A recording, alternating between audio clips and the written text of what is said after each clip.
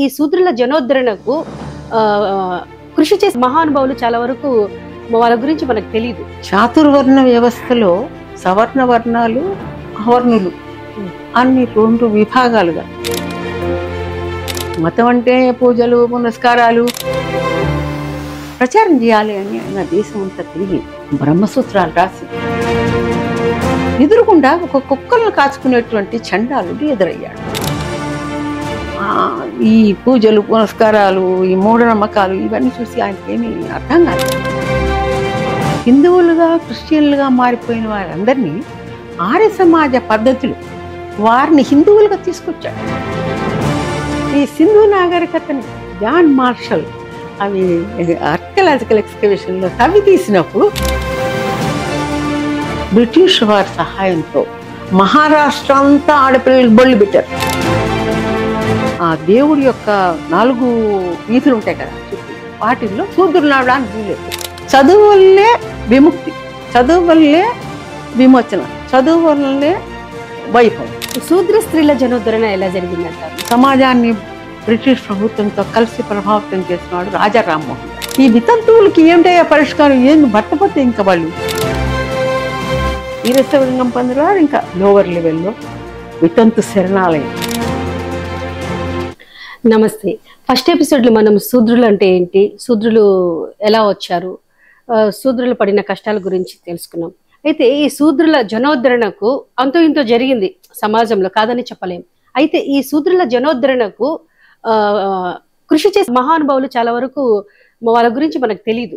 వారి గురించి తెలుసుకోవాలని ఉంది, కాస్త చెప్తారా? చాతుర్వర్ణ వ్యవస్థలో సవర్ణ వర్ణాలు అవర్ణులు అన్ని రెండు విభాగాలుగా, అంటే బ్రాహ్మణ క్షత్రియ వైశ్యులు సవర్ణులు, శూద్రులు అతి శూద్రులు అవర్ణులు. ఇలాంటి పద్ధతిలో ఈ సమాజం మనధర్మ శాస్త్రంలో స్థిరీభూతమని క్రీస్తు శకం 2-3 శతాబ్దాల తర్వాత సమాజం అంతా వ్యాప్తి చెందింది. ఈ వర్ణధర్మాన్ని ఉత్తర దేశంలోనే కాదు, దక్షిణ భారతదేశానికి కూడా శుభ్రంగా పాకింది. ఇది దేశీయవాసులతో హెచ్చు భాగం దేశీయవాసులు ఉన్నటువంటి ప్రాంతమైనా కూడా సారస్వత బ్రాహ్మలు అని అక్కడ ఉత్తర దేశం నుంచి వచ్చి దక్షిణాదిలో సెటిల్ అయ్యి ఇక్కడ కూడా ఆ వేదాలు ఉపనిషత్తులు వేదాంగాలు మరి అది చాలా గొప్ప ఫిలాసఫీతో ఉన్నవి. ఉపనిషత్తులు అవన్నీ కాదనగలిగిన వారు ఎవరు లేరు. వాటిని అలాగే యజ్ఞాలు యాగాలు పూజలు పునస్కారాలు వీటన్నిటినీ ఈ బ్రాహ్మణాధిక్యతతో కూడినటువంటి ఈ సమాజ నిర్మాణానికి వాళ్ళు పునాదులు వేసి శుభ్రంగా ఇక్కడ కూడా బ్రాహ్మణ క్షత్ర వైశ్య ఆవర్ణులు వచ్చేసారు. శుభ్రంగా స్థిరీభూతం అయిపోయింది దేశం అంతా. ఇలాంటి పరిస్థితుల్లో సమాజ ఉద్ధరణ అంటే శూద్ర స్త్రీ జనోద్ధరణ అట్లాగైపోయింది అనమాట. అప్పుడు ఫస్ట్ ఈ మతంలో ఉద్ధరణ చేసిన వారు ఎవరంటే 6వ శతాబ్దంలో కాలనీలో జన్మించిన ఒక బ్రాహ్మణుడు శంకరాచార్యులు. ఆయన 20 ఏటనే సన్యాసం తీసుకుని వేదాంగాలు చదివి ఇది ఏదో గొప్ప మతం, దీన్ని నేను స్థిరీభూతం చేయాల, ఉపనిషత్తులు వేదాలు అది ఈ మతానికి మూలం, వీటిని నేను దేశవ్యాప్తి చేయాలి.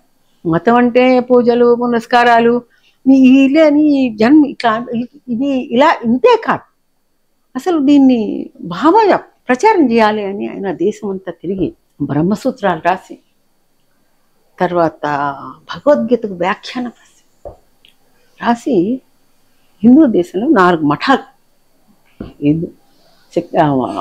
శక్తిపీఠాలు నిర్మించారు. ఆయన తన 33 ఏట చనిపోయాడు. అయితే ఆయన ప్రబోధించినటువంటి ముఖ్యమైన విషయం ఏంటంటే అద్వైత సిద్ధాంతం. ఏమిటి అద్వైతము? జీవాత్మ పరమాత్మ ఒక్కటే. ఈ చరాచర ప్రపంచంలో ఉన్నటువంటి ప్రతి పదార్థంలోనూ భగవంతుడు ఉన్నాడు, ప్రతీది భగవత్ స్వరూపమే ఆయన అని ప్రబోధించాడు.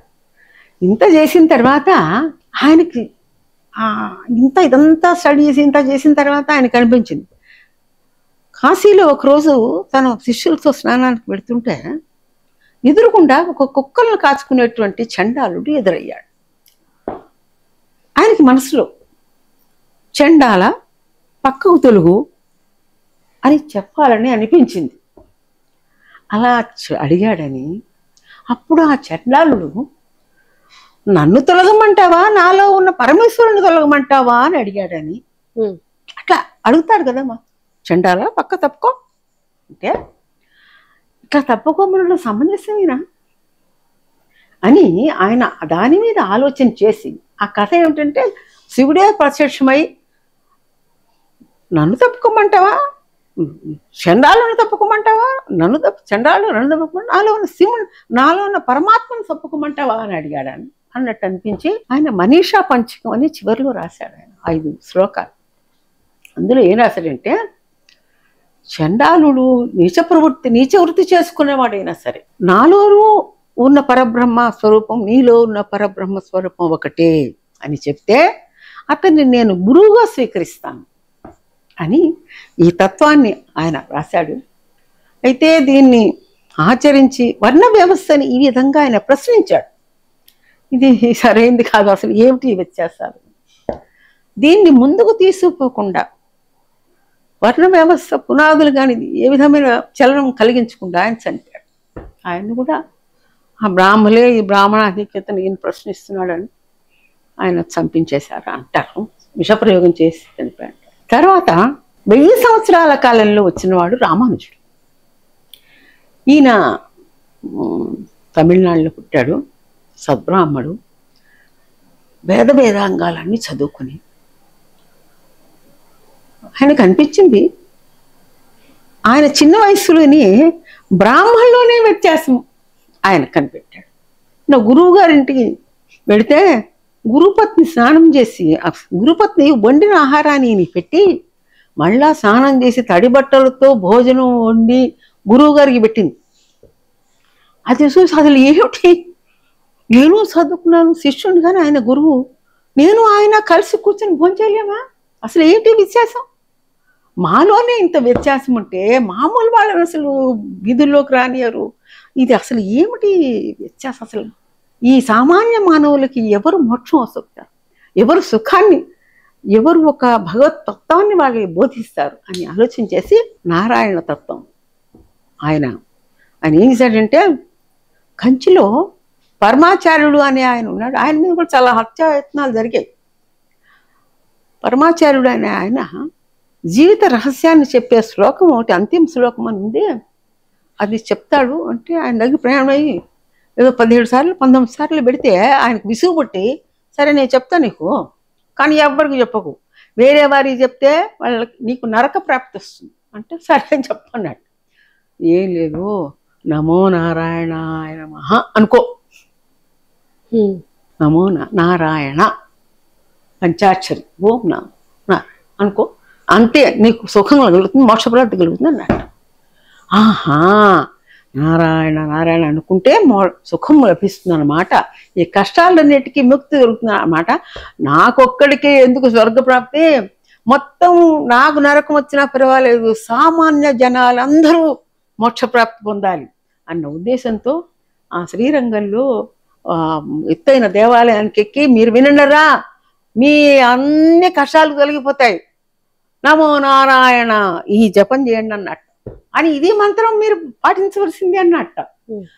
అనేసరికి ఇంకా సామాన్య జనం అంతా ఇంత గొప్ప పండితుడు ఈ మాట చెప్తున్నాడు అంటే ఆయన ఎంత త్యాగం చేశాడు, నాకు నరకం వచ్చినా పర్వాలేదు.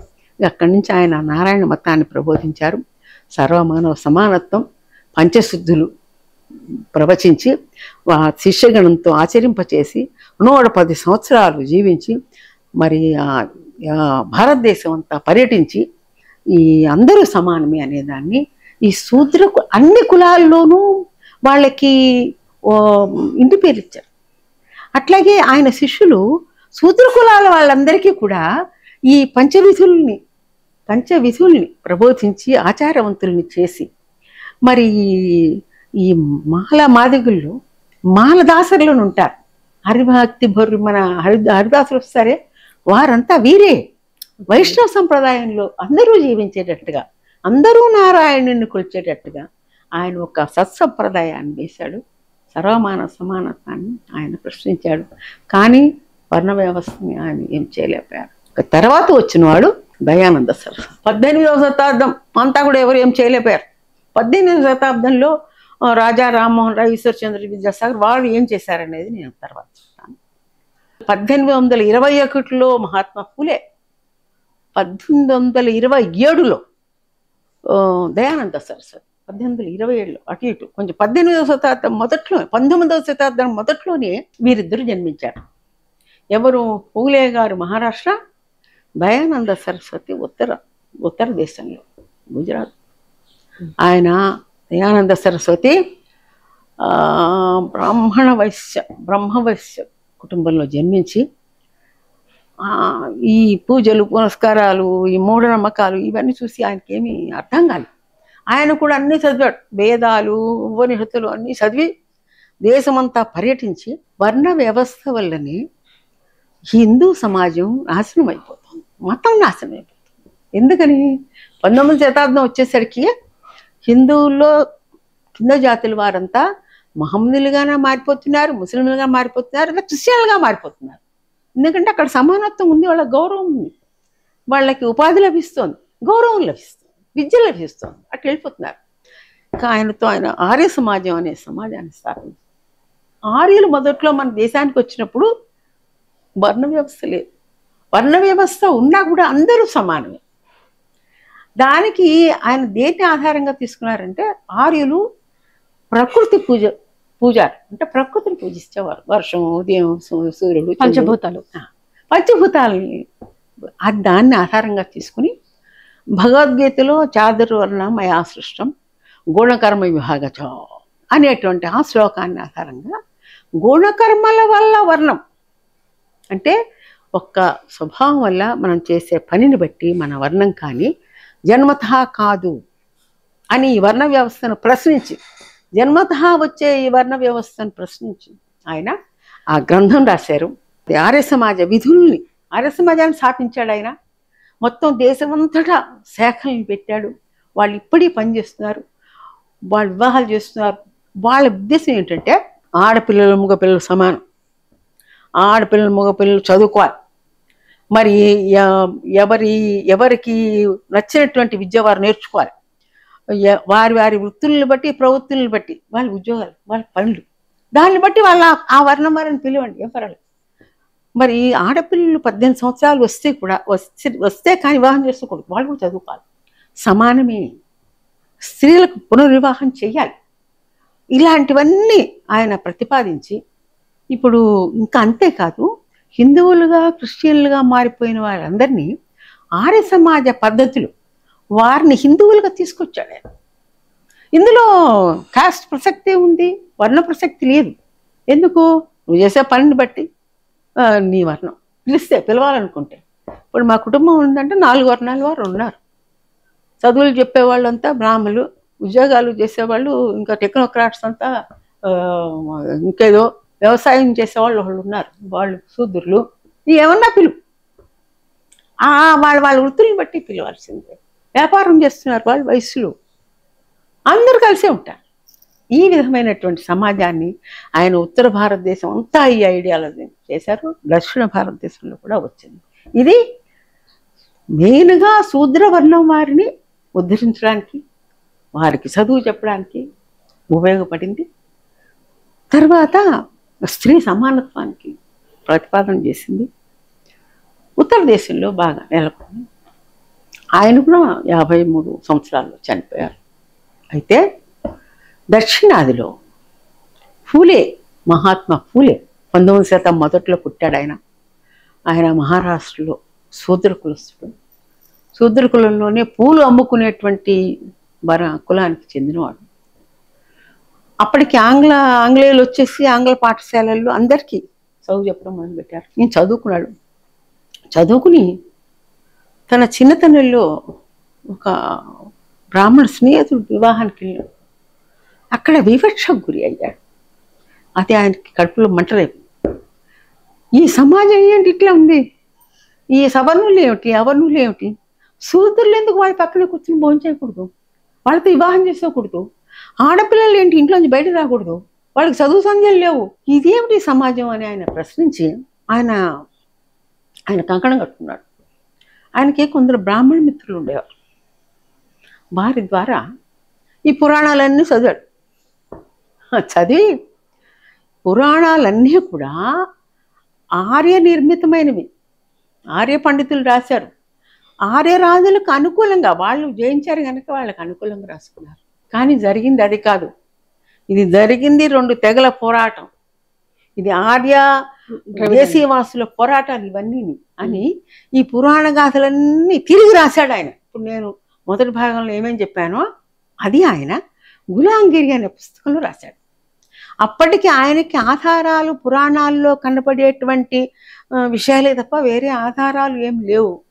కానీ ఆయన ఏదైతే అందులో చెప్పాడో గులాంగిరిలో అది 1927లో అంటే 100 సంవత్సరాల తర్వాత ఈ సింధు నాగరికతని జాన్ మార్షల్ అవి ఆర్కియలాజికల్ ఎక్స్కవేషన్లో తవ్వి తీసినప్పుడు అక్కడ మరొక నాగరికత ఉండేది. అది చాలా పురాతనమైనది. వాళ్ళ యొక్క జాతీయ ప్రవృత్తి పద్ధతి అవన్నీ వేరు. వాళ్ళే ఈ దేశ మూలవాసులు, ఈ ఆర్యులు బయట నుంచి వచ్చిన వారు అనేదాన్ని అది ప్రతిపాదిస్తాం. అదే కాకుండా సాంకృత్యాయన్, రాహుల్ సాంకృత్యాయన్ అని నార్త్ ఇండియా పండితుడు, ఆయన కూడా ఈ గాథలన్నీ చదివి ఈ ఆర్యులు బయట నుంచి వచ్చారు అని, ప్రళయన కాలంలో వచ్చారు అని స్థిరీభవించారు. ఈయన ఏం చేశాడు, గులాంగిరి అనే బుక్ ఇప్పటికీ నువ్వు చదివితే వాళ్ళు పులకరిస్తుంది, ఆవేశం వస్తుంది. ఆ విధంగా శూద్రుల యొక్క వివేకనింగ్ తర్వాత ఇక సత్యశోధక సమాజ్ అని ఒక సమాజాన్ని పెట్టాడు. పెట్టి మా వివాహాలు మేమే చేసుకుంటాం, మా బ్రాహ్మణులు చేయక్కర్లేదు. ఆయన బ్రిటిష్ వారి ప్రాపకం తీసుకున్నాడు.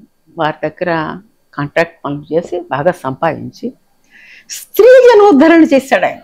ఓకే, ఎట్లా చేశాడంటే తన భార్య, ఈయన వెళ్ళి ఆడవాళ్ళకి చదువు చెప్తామంటే ఎవరు చదువు చెప్పించుకోరు కాబట్టి ఏం చేశాడు, తన భార్యకి చదువు నేర్పాడు. ముందు నేర్పి ఆవిడికి ఫతిమా బేగం అని ఒక స్నేహితుడు చెల్లెలు, ఆవిడ స్నేహితురాలి. వీరిద్దరూ బ్రిటిష్ వారి సహాయంతో మహారాష్ట్ర అంతా ఆడపిల్లలకు బళ్ళు పెట్టారు. అప్పటి వరకు బ్రాహ్మణ బాలికలకు కానీ క్షత్రియ బాలికలకు కానీ ఏ బాలికలు బయటకు వచ్చి చదువుకున్నది లేదు. పూలే గారు సావిత్రిబాయి గారికి అక్షరాలు నేర్పి చదువు చెప్పి పాఠశాలలు పెట్టొచ్చి బాలికలకు అందరికీ విద్యాభ్యాసం చేశాడు. అందువల్లనే తర్వాత కాలంలో ఇప్పటికీ కూడా ఏమిటా బ్రాహ్మణులతో సమానంగా శూద్రుల అవి మహిళలు చదువుకుంటున్నారు, ఎలా చదువుకోగలిగారు ఇట్లా అని నేను ఆలోచిస్తే నాకు ఇది రావుగా దొరికింది. అప్పటి నుంచి స్త్రీ విద్య మొత్తం అప్పుడు ఆయన ఆ కార్యక్రమాన్ని, ఆ స్కూల్ పెట్టాన్ని అదంతా సవర్ణులు చాలా వ్యతిరేకించారు. కానీ ఆయన మరిద్దరు లెక్క చేయలేదు. జీవితం అంతా దానికోసం పోరాడారు. మరి జీవితం అంతా శూద్ర జనోద్ధరణ కోసం మరి ఆయన పోరాడి అసలు భారతదేశంలో ఒక ఇంప్రెషన్ వేసిపారు. దయానంద సరస్వతి అటు, పూలే గారు ఇటు. ఇది 19వ శతాబ్దం మొదట్లో. ఈయన తర్వాత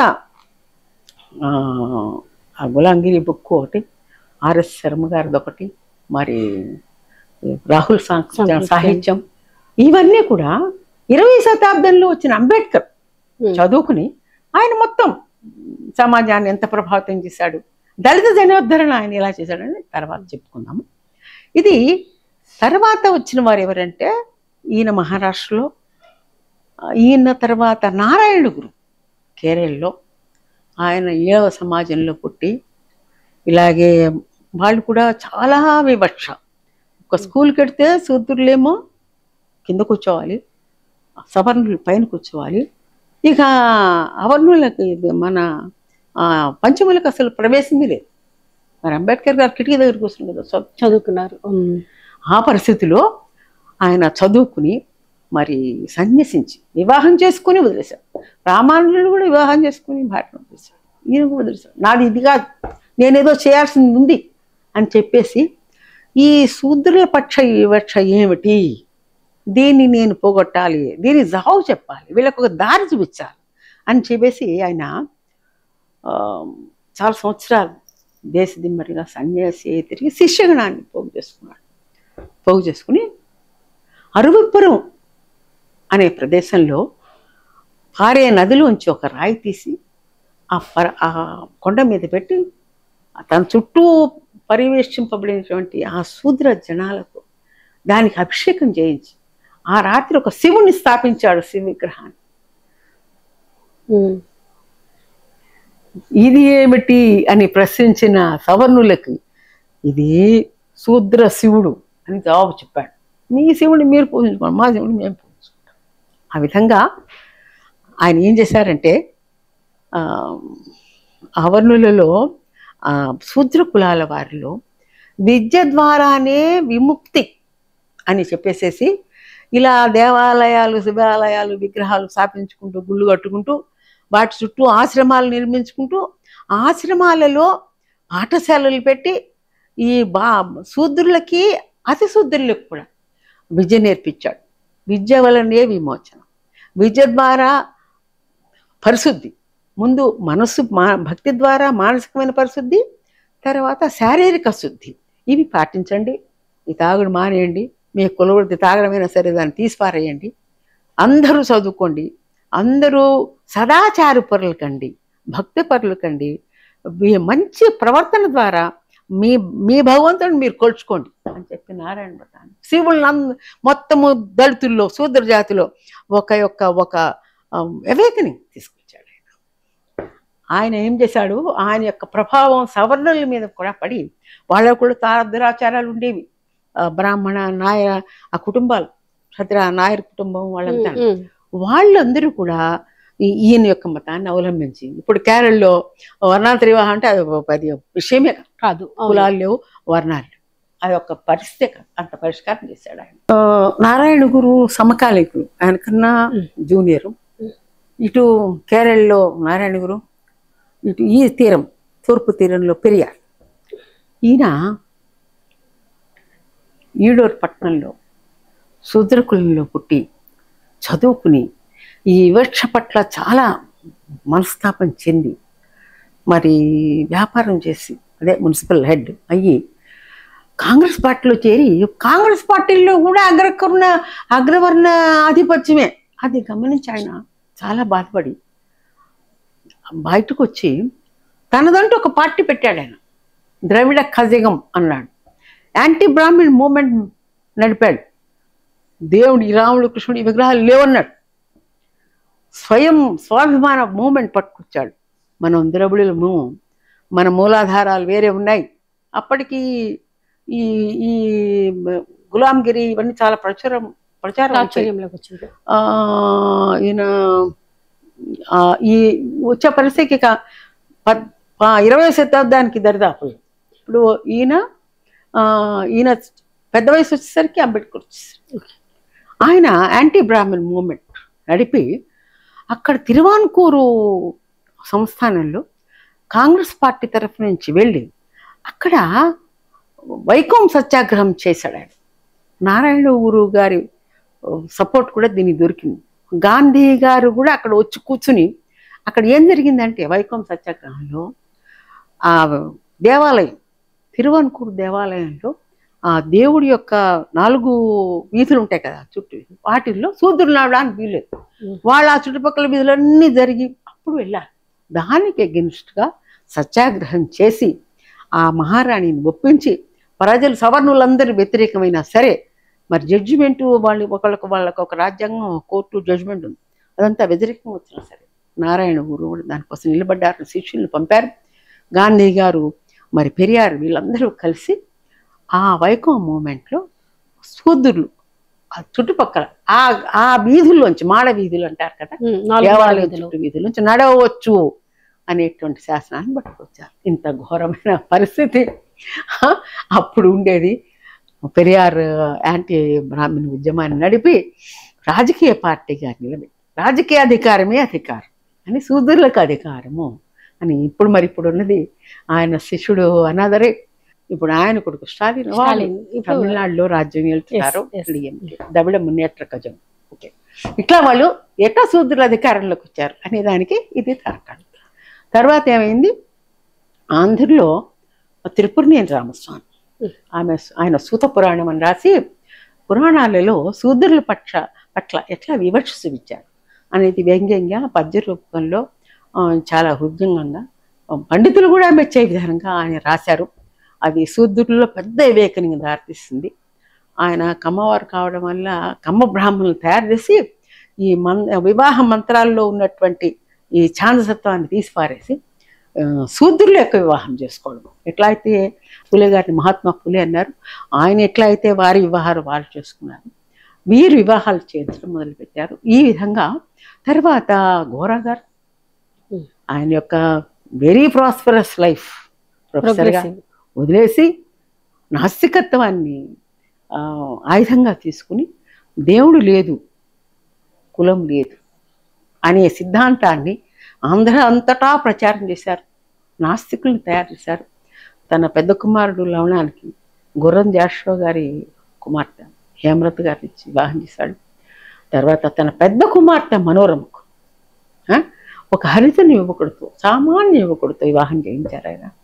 మరి అది మామూలు సంస్కరణ కాదు. ఆ కుటుంబం అంతా ఇప్పటికీ నాస్తిక మార్గంలో ప్రచారంలోనే ఉన్నారు.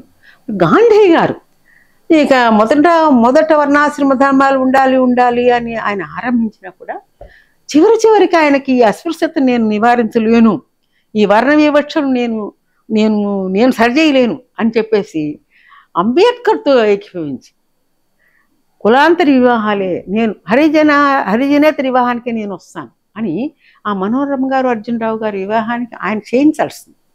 ఆ టైంకి ఆయన చనిపోయారు, ఆయన హత్య చేశారు. అప్పుడు నెహ్రూ గారు వచ్చి ఆ వివాహం చేయించారు. తర్వాత అది జరిగింది. ఇంకా అందరినీ ఉద్ధరించిన వాడు శూద్ర జనోద్ధరణ. మరి ఇంతవరకు శూద్ర జనోద్ధరణే చూసాం. హరిజన ఉద్ధరణ లేక దళిత జనోద్ధరణ ఎవరు చేశారు అనేదే అంబేద్కర్ గారు. వీళ్ళందరికీ తలమానికి అయిన వాడు అంబేద్కర్. 1900లో పుట్టాడు ఆయన, అంటే 20వ శతాబ్దం మొదట్లాడు. వీళ్ళంతా పెద్దవారు అయ్యేసరికి ఆయన యువకుడుగా ఉన్నాడు. ఆయన ఫూలే గారితో మరి ఆర్ఎస్ శర్మ గారు వీరందరూ ఇవన్నీ చదివి చాలా ప్రభావితుడయ్యాడు.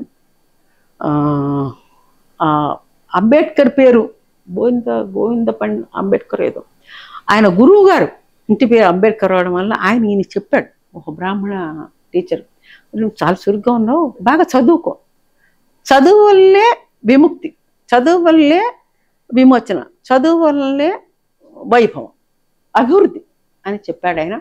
దాంతో అది ఆ మంత్రంగా తీసుకొని ఆయన చాలా చదివాడు, చాలా డిగ్రీలు సంపాదించాడు, మహోన్నతుడయ్యాడు. అగ్రవర్ణ ఆధిపత్యంలో ఉన్నటువంటి ఈ స్వతంత్రోద్యమంలో, ఆ కాంగ్రెస్ ఉద్యమంలో వాళ్ళకి ధీటుగా నిలబడ్డాడు. ఎంత ధీటుగా నిలబడ్డాడంటే ఈ దళిత సమాజానికి ఆయన ధ్రువతాలుగా నిలబడ్డాడు. వాళ్ళ వైపు నిలబడి ఈ మతంలో వీళ్ళకి విముక్తి లేదు అని భావించి బౌద్ధంలోకి ఆయన 5 లక్షల మందితో కలిసి ఆయన బౌద్ధాన్ని స్వీకరించాడు. ఆయన ఎనిహిలేషన్ ఆఫ్ కాస్ట్, ఆయన కుల వ్యవస్థని క్షుణ్ణంగా పరిశీలించి ఈ వ్యవస్థ ఇలాగే ఉంటే మాత్రం ఈ వ్యత్యాసాలు పోవు, కాబట్టి కుల నిర్మూలన జరగాలి అన్నాడు. జరిగితేనే మనకి రాజకీయ స్వాతంత్రం కాదు, సాంఘిక స్వాతంత్రం, సామాన్య మానవుడికి స్వాతంత్రం వస్తుంది అని ఆయన భావించి ఎనిహిలేషన్ ఆఫ్ కాస్ట్ అనే బుక్ రాశారు. చాలా గొప్ప గ్రంథం. దాని ప్రకారము కులాంతర వివాహాలు ఒక ముఖ్యమైన మార్గం. ఎప్పుడైతే 2 కులాల మధ్య ఉన్నటువంటి రక్తం సమ్మిళితమైన పిల్లలు పుడతారో వాళ్ళలో ఈ కుల భావన అది ఉండదు, అప్పుడే కులం పోతుంది అనేది. ఇంకా ఈ అణగారిపోయిన వర్గాలందరూ కూడా వీళ్ళు పైకి రావాలంటే, సాంఘికంగా, ఆర్థికంగా, రాజకీయంగా పైకి రావాలంటే వీళ్ళకి రిజర్వేషన్ ఉండాలి అని చెప్పేసి రాజ్యాంగంలో ఎస్సీ ఎస్టీలకు రాజ్యాంగంలో రిజర్వేషన్, ఆ షెడ్యూల్ ప్రకారం అందులో ఉన్న క్యాస్ట్ అనేది రిజర్వేషన్ కల్పించిన వాడు ఆ మహానుభావుడు ఆయన. స్పెషల్ మ్యారేజ్ యాక్ట్ చేసిన వాడు ఆయన. ఆ మహానుభావుడు మొత్తం స్త్రీ శూద్ర జనోద్ధరణకు అగ్రగామిగా నిలిచాడని చెప్పచ్చు. దాదాపు 5,000 సంవత్సరాల నాటి చరిత్రని తిరిగి మాకు ఒకసారి గుర్తు చేశారు. తెలియని విషయాలు కూడా ఈ తరం వాళ్ళు తెలుసుకునేటట్టు చాలా వివరాత్మకంగా చెప్పారు. అయితే శూద్రుల జనోద్ధరణ గురించి ఇంతవరకు చక్కగా వివరించారు. శూద్ర స్త్రీల జనోద్ధరణ ఎలా జరిగిందంటారు? దాని గురించి కూడా ఒకసారి చెప్తే బాగుంటుంది. శూద్ర స్త్రీలే కాదు, స్త్రీలు అందరూ కూడా అణచబడ్డారు ఈ వ్యవస్థలో. అది మనం చెప్పుకున్నాం. దాదాపు బ్రిటిష్ వారు 1600లో వస్తే 1800, 1700 మధ్య వరకు కూడా ఈ అసలు మన సంస్కరణ అంటే స్త్రీ జనోద్ధరణ, శూద్ర జనోద్ధరణ. ఇందులో మొట్టమొదట సమాజాన్ని బ్రిటిష్ ప్రభుత్వంతో కలిసి ప్రభావితం చేసిన వాడు రాజా రామ్మోహన్ రాయ్. ఆయన 18వ శతాబ్దం, ఈ పూలే వీరంతా 19, అంబేద్కర్ గారు 20. ఆయన రాజా రామ్మోహన్ రాయ్ రాజవంశస్థుడు. ఆయన ఏం చేశాడంటే బ్రహ్మ సమాజం అని అప్పటికే ఒక సమాజాన్ని, ఆయన కూడా ఇవన్నీ చదువుకుని ఈ వర్ణ వ్యవస్థ, ఈ శూద్రులు, వ్యవహారం ఇదంతా ఇది సరిగా లేదు, బ్రహ్మం ఒక్కడే, సత్యము, ధర్మం, బ్రహ్మం ఇది ఒక్కటే, ఇది శాశ్వతంగా ఉండాలని ఆ బ్రహ్మ సమాజాన్ని పెట్టి దాని ద్వారా ఆయన అప్పట్లో బ్రిటిష్ వారు ఏం చేసేవారంటే సమాజంలో అగ్ర స్థాయిలో ఉన్నవారిని వారు సహాయం తీసుకునేవారు. ఇంత పెద్ద దేశాన్ని ఏలాలంటే వాళ్ళు కొద్దిమంది కదా, వాళ్ళ యొక్క సహాయ సహకారాలు తీసుకుని ఆయన ఎంతో కష్టం కలిగించింది. ఆయనతో పాటు పనిచేసిన వాళ్ళు ఈశ్వర్చంద్ర విద్యాసాగర్, అంతా ముందే అనుకుంటా, ఆయన కలకత్తాలోని సంస్కృత పండితుడు. ఆయన మన సమాజంలో ఉన్నట్టు ఈ వితంతువుల యొక్క పరిస్థితి, స్త్రీ శిశు మరణాలు, పిల్లల్ని చంపడం, స్త్రీ అవిద్య, స్త్రీ అవిజ్ఞానం, స్త్రీ నిస్వాతంత్రం, ఇవి చూసి ఆయన చాలా చలించిపోయి ఆడపిల్లలు చదువుకోవాలి, స్త్రీ శిశువులను చంపకూడదు, ఇద్దరిని సమానంగా పెంచాలి, తర్వాత స్త్రీ పునర్వివాహం చేయాలి. ఈ వితంతువులకి ఏమిటయ్యా పరిష్కారం? ఏం భర్త పోతే ఇంకా వాళ్ళు పనికిమాలిన వస్తువులు అయిపోయారా? వాళ్ళ దురదృష్టం వద్ద భర్త పోయాడు కాబట్టి వాళ్ళు జీవితం అంతా ఆ వంటింటికి ఆ మూలని అసలు చెప్పలేనంత ఘోరమైనటువంటి దురవస్థలు గడపాల్సి వచ్చేది. ఇది సరికాదు అని చెప్పేసి పునర్వివాహం, ఈ చట్టాల కోసం బ్రిటిష్ వారితో ఆయన కృషి చేశారు. విద్య, వివాహం రెండు. అదే సమయంలో రాజా రామ్మోహన్ రావు రాయగారు ఏం చేశారంటే సతీ సహగమనం ఆయన చాలా కలిసి వేసింది. ఆయన రాయల్ ఫ్యామిలీకి చెందినవాడు. అప్పట్లో ఈ బ్రాహ్మణ స్త్రీలేమో సతీ సహగమనం చేసేవారు కాదు భర్త పుట్టారు, కానీ వాళ్ళ పరిస్థితి బతుకున్న దానికంటే ఘోరంగా ఉండేది. గుళ్ళు గొరిగించి, ముతకబట్టగట్టి, మూల కూర్చోబెట్టి, మరొక జీవితం లేకుండా ఆ పరిస్థితిలో ఉండేది. ఎందుకు నేనేరికి మా అమ్మ మేనత్తలు కూడా ఆ పరిస్థితిలో జీవించారు. అయితే ఆయన ఏం చేశాడంటే క్షత్రియ స్త్రీలలో, క్షత్రియ రాజపుట్ స్త్రీలు ఈ ముస్లిం దండయాత్రలో వాళ్ళ మీదకి వాళ్ళ భర్తలు సైన్యము ఓడిపోయి చనిపోతే యుద్ధరంగంలో వాళ్ళు వచ్చి వీళ్ళని బలవంతంగా వీళ్ళ మానవ ప్రాణాలకి భంగం కలుగు, అది అవమానకరమైనటువంటి పరిస్థితి. అందుకని ఆ స్త్రీలు, రాజపుట్ స్త్రీలు ఏం చేసేవారు, ఆ రాత ప్రచారంలో పెద్ద అగ్నిగుండాలు, మనకి బాగా తెలిసిన స్టోరీ రాణి పద్మిని, ఆ అగ్నిగుండాలు ఏర్పాటు చేసుకుని మొత్తం దాసదాసీలు స్త్రీలు అందరూ చనిపోయేవారు అందులో. అది చాలా గ్లోరిఫై చేశారు సతీ, చాలా గొప్ప విషయం అది. ఆ గ్లోరిఫికేషన్ ఎంతో, ఆ యుద్ధాలు పోయినాయి, రాజులు పోయారు, అన్నీ పోయినాయి, బ్రిటిష్ వారు వచ్చేసారు, వీళ్ళ రాజ్యాలు వేరు, వీళ్ళ పద్ధతి వేరు. కానీ భర్త పోతే మాత్రం భార్యను తీసుకెళ్లి శిశులో కాల్చేస్తున్నారు. ఇది రాజవంశ క్షత్రియుల్లో జరుగుతుంది. ఇది ఆయనకి చాలా గౌరవం. పిల్లలు ఉంటారు, ఆస్తిపాస్తులు ఉంటాయి, పైకి రావాల్సిన వాళ్ళు ఉంటారు, ఆమెను చూసుకోగలిగిన వాళ్ళు ఉంటారు, అయినా కూడా తీసుకెళ్ళి బలవంతంగా కాల్చేస్తున్నారు. దానికి బ్రిటిష్ వారు కూడా చూసి ఇది చాలా ఘోరమైన పద్ధతి, ఇదేం పద్ధతి అంటే ఆయన వాళ్ళతో మాట్లాడి సతీ సహగమన నిషేధం, ఈ సతీ లేదు, దీన్ని మోక్షం లేదు, ఇది గొప్ప పని కాదు, ఇది తప్పు అని చెప్పేసి సతీ సహగమన నిషేధం ఆయన తీసుకొచ్చారు. ఆయన చేసిన గొప్ప పని స్త్రీ జనోద్ధరణకి ఫస్ట్ వాళ్ళు చచ్చిపోకుండా కాపాడారు. తర్వాత మనం ఇక ఆర్య సమాజం వారు బ్రహ్మ సమాజం కూడా కులాన్ని వర్ణాన్ని గుర్తించలేదు. ఆర్య సమాజం పునర్వివాహం అని అన్నది, మరి స్త్రీ సమాన హక్కులు, స్త్రీ విద్య, ఇవన్నీ చెప్పారు వాళ్ళు. ఇక దక్షిణాదికి వస్తే మనం పూలే గారు స్త్రీ విద్య, మనం ఇందాక చెప్పుకున్నాం సావిత్రిబాయి పూలే, ఆవిడ first women teacher of India. Savitribai Phule, Fatima Begum వాళ్ళు, భర్త పూలే గారు, మరి బ్రిటిష్ వారి సహకారంతో చాలా మహారాష్ట్ర అంతా ఆడపిల్లల బడులు చెప్పారు. మరి సవర్ణులు అవర్ణులు అనే తేడా లేకుండా అందరూ ఆడపిల్లలు వెళ్ళి చదువుకున్నారు. విద్య ఎప్పుడైతే వచ్చిందో వివేచన, వివేకం, మరి అభివృద్ధి అన్నీ అప్పుడే స్వాతంత్రం, భావాలు ఇవన్నీ వస్తాయి. మరి ఆయన తదుపరి ఆయనతో పాటు వీళ్ళంతా పెరియార్, నాస్తికులు, వీళ్ళందరూ కూడా స్త్రీ సమానత్వానికి.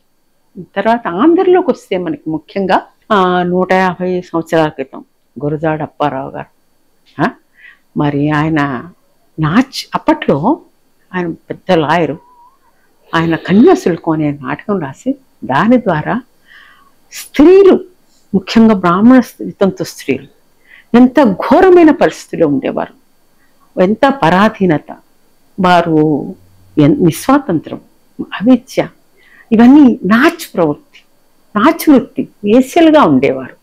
వేశ్యల్లో ఔదార్యంగా ఉన్నవారు, డబ్బు సంపాదించుకునేవారు, బాగా బతికిన వారు వేరు, కానీ వాళ్ళకి విలువ ఎక్కడ ఉంది? వాళ్ళు ఘనంగా బతికుండొచ్చు, కానీ విలువ లేదు కదా. ఈ గొప్ప గొప్ప వారంతా, ఈ సంస్కర్తలంతా ఆ వేశ్యలతో మాట్లాడేవారు కాదు, తప్పు నేను మాట్లాడను అనేటువంటి ఆ పరిస్థితి. ఆ విముక్తి కోసం ఆయనతో పాటు వీరేశలింగం పంతులు గారు ఇంకా లోవర్ లెవెల్లో వితంతు శరణాలయం అది పెట్టి, దాని పేరు శ్వేతకారిణి సమాజం రాజమహేంద్రవనంలో పెట్టి, వితంతు స్త్రీలను మీరు ఏం పొరపాట్లు చేయకండి, వెళ్ళిపోకండి, మీ ఇంట్లో వాళ్ళు పొమ్మనంటే దగ్గరకు వచ్చి ఉండండి, అక్కడ వితంతువులు పెట్టి వారికి సంస్కర్తలైనటువంటి పెద్దవాళ్ళతో ధన సహాయం ఉంటుంది. మళ్ళా వాళ్ళకి వరుణులను వెతికి మళ్ళా సొక్కులు వివాహాలే చేసేవారు. ఎందుకంటే కులం అంటే మరీ ఘోరం. అవును, ఆ బ్రాహ్మణి తంతులు అంటే బ్రాహ్మణుల్లోంచి పట్టుకొచ్చేవారు, ఇంకొంచెం వేరే అంటే ఆ వేరే వారి నుంచి పట్టుకొచ్చి వారికి కట్న కానుకలు ఇచ్చి వాళ్ళకి ఏదో ఉద్యోగాలు ఇప్పించి. ఇప్పుడు గురజాడ అప్పారావు గారు లాంటి వారు వేరే వారు మంచి స్థితిలో ఉండి, జమీందారి పొజిషన్లో ఉండి ఉద్యోగాలు ఇవ్వడం, ఆ కట్నం ఇవ్వడం, ధన సహాయం చేయడం, ఒక స్థితిమంతులు చేసి వివాహాలు చేశాడు. సో వితంతు పునర్వివాహం అప్పటికి చట్టం వచ్చి దాన్ని అమలు చేశాడు. వితంతువులకు జీవితం ఉండాలి, వాళ్ళు చదువుకోవాలి, స్త్రీలు వాళ్ళ సొంతానికి బతకాలి. అసలు యుద్ధాలలో పురుషులు చనిపోతే వితంతువులైతే వీళ్ళని అధోగతి పట్టించడం అనేది చాలా పొరపాటు పద్ధతి. ఎందుకు? స్త్రీలను ఆడపిల్లలను సమానంగా పెంచి వాళ్ళకు కూడా యుద్ధం నేర్పించి వాళ్ళను కూడా యుద్ధంలో పంపించాలి. పంపిస్తే పురుషులతో పాటు వాళ్ళు కూడా చనిపోతారు. యుద్ధం అనేది చనిపోవడం అనేది తప్పదు. వాళ్ళు చనిపోయినప్పుడు వీళ్ళు చనిపోతారు. అప్పుడు వితంతువులు అనేటువంటి ఒక సమస్య రాదు సమాజంలో. అవును, కాబట్టి స్త్రీ విద్య సమానత్వానికి పునాది. ఆ విధంగా వీరేశలింగం గారు, మరి కందుకూరి వీరేశలింగం, గురజాడ అప్పారావు గారు, ఆయన కన్యాశుల్కం ఎంత వివేకనింగ్, ఇది ఆయన వాళ్ళంతా కృషి చేశారు. తర్వాత కాలంలో మన సమాజము వితంతు వివాహం అంటేనే చాలా జంకే పరిస్థితి నుంచి అందరూ వితంతు తమ ఆడపిల్లలకి వివాహాలు చేయాలి. ఇప్పుడు మామూలు అయిపోయింది, సర్వసాధారణం అయిపోయింది.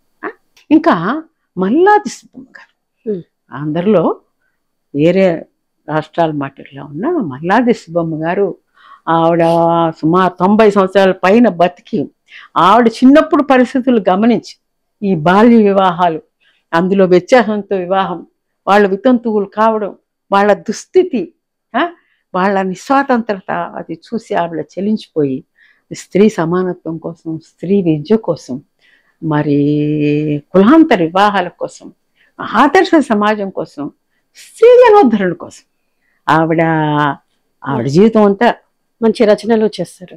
రచనలు, మరి ఆవిడ ఆశ్రమం పెట్టారు.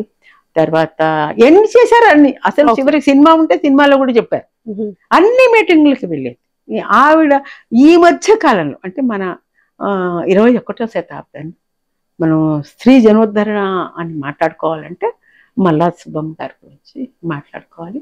ఆవిడ ఆస్తి జమీందారిని అయి ఉండి కూడా మరి ఎవరి మీద ఆధారపడకుండా తాని ఆస్తిపాస్తి అంతా కూడా సంస్కరణకే, ప్రజా ఉద్యమాలకే, స్త్రీ జనోద్ధరణకి చాలా పుస్తకాలు రాశారు.